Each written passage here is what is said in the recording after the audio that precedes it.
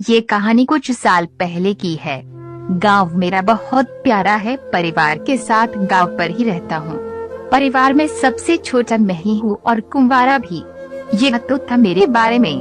अब उसके बारे में, जिसकी रियल लाइफ की रियल कहानी, जिसकी मजबूरी जो जरूरी लेकिन जो रास्ता था वो गलत था। मेरे घर पास ही शर्मा जी का घर था। शर्मा जी छोटा परिवार सुखी परिवार था, लेकिन परिवार में कहीं ना कहीं किसी के सुख की कमी थी। शर्मा जी किसी बैंक में बाबू थे। शर्मा जी का एक बेटा था जिसका नाम रविवार है, जो किसी फैक्ट्री में डे नाइट शिफ्ट की जॉब करता है। रविवार 39 साल का है। रविवार की शादी को 12 साल हो गए, लेकिन अभी तक कोई संतान न हुई। रविवार की पत्नी सुंदर तथा पढ़ी लिखी थी, जिसका नाम सुमन था, लेकिन संतान का सुख नहीं था। रविवार की मां गृहिणी थी, लेकिन स्वभाव से चिंगचिंगी तथा बंगबंगा थी, जिसकी वजह से सास बहू में कभी नहीं बनती थी।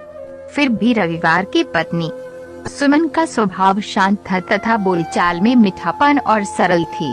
सुमन हर समय खुश रहती थी, लेकिन कहीं न कहीं संतान न होने की चिंता भी रहती थी।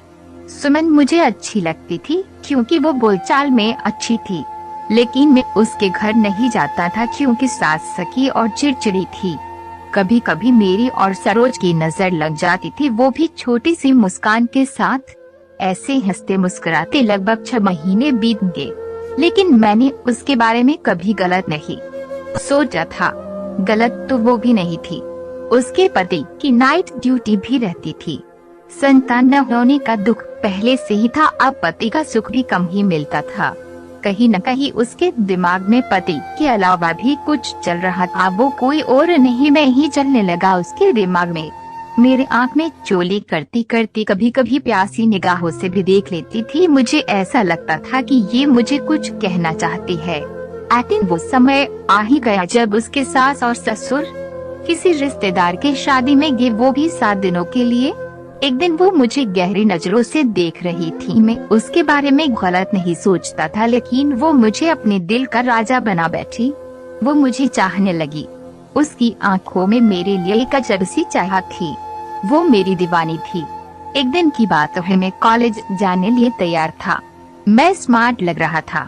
उस दिन भाभी अपनी चाहत की आवाज को अपने दिल के बाहर निकाला और आकर मुझसे बोली, डैश देवर जी आज आप बहुत स्मार्ट लग रहे हो। मैंने कहा थैंक्स भाभी। भाभी एक बात बोलो, बुरा तो ना मानेंगे। मैंने कहा नहीं, बोलो क्या बात है। भाभी कुछ कहती उससे पहले ही उसकी बॉडी लैंग्वेज बोल गई। हिलमिलाते होठ, चेहरा मासूम, आँखों में नमी और गर्दन झुकी हुई, मानो जैसे अपने आप को हमारे सामने सरेंडर कर रही हो, जैसे मुझे कह रही हो मानो तुम सिर्फ हमारी हो, सिर्फ मेरे। उसका चेहरा वागजब का लाल था। नजरें शर्म के मारे झुकी हुई, मानो स्वागरात के समय घूंघट उठाने को कह रही है। उसकी आंखों का नशा मानो मुझे भी नशीला करना चाहती है। मोहब्बती नशे में भाभी बोली, आई लव यू देवर जी। मैं सुनकर रह गया, मानो जैसे किसी इंसान का पुतला खंगा हो। भाभी बोली, देवर जी। मैं एकदम चौंक कर बोला, हाँ भाभी। भाभी इतना कहकर वो अपने घर चली गई। भाभी के मुंह से ये सब सुनकर मेरे तोते उठ गए। मैं अंदर ही अंदर खुशी से पगला गया। मेरे होठों पर मुस्कुराहट, चेहरा खिला हुआ, आंखों में चमक और मेरा पूरा बॉडी एकदम एक्टिव, शरीर में नई ऊर्जा, नई जान। उस दिन मैं कॉलेज चला गया। आज कॉलेज के सारे दोस्तों ने मुझसे कहा, क्या बात है, आज बहुत खुश और सुंदर लग रहे हो। मैंने भी हंसी मजाक में गाना गा दिया, किसी का नवाब बन गया। बस हंसी मजाक में दिन निकल गया, लेकिन घर आने के बाद भाभी से मिलने मन कर रहा था। उसके घर जाने को दिल कर रहा था, लेकिन ज्यादा देर तक मैं अपने दिल और मन को बस में नहीं कर सका और भाभी के घर चला गया। मैं किचन जाकर भाभी के सामने एक घुटने के बल बैठ गया और भाभी का हाथ पकड़कर बोल दिया, भाभी आई लव यू टू।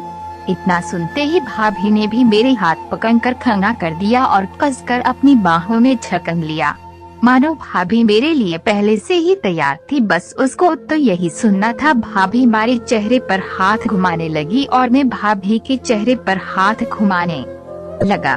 मानो जैसे सदियों बाद मिले हो। भाभी तो मेरे लिए पहले से ही प्यासी थी और उसने मेरे अंदर भी आग लगा दी।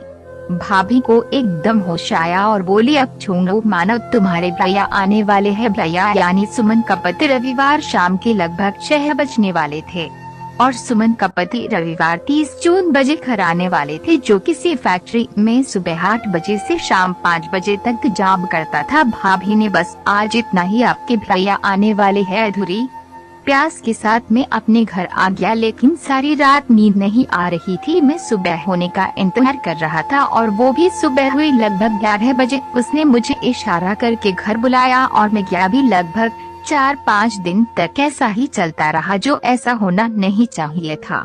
दोस्तों, ये सब उसकी मजबूरी में हुआ। वो एक अच्छी औरत थी, बुरी नहीं थी, और मैं भी एक अच्छा लड़का था, लेकिन पति की कमी की वजह से तथा संतान न होने के कारण मजबूरी में वो भी अच्छी औरत बुरी बन गई तथा मैं भी। माफ करना दोस्तों, अब तो सुमन के भी 1-2 साल का लड़का है तथा मेरी भी शादी हो गई है।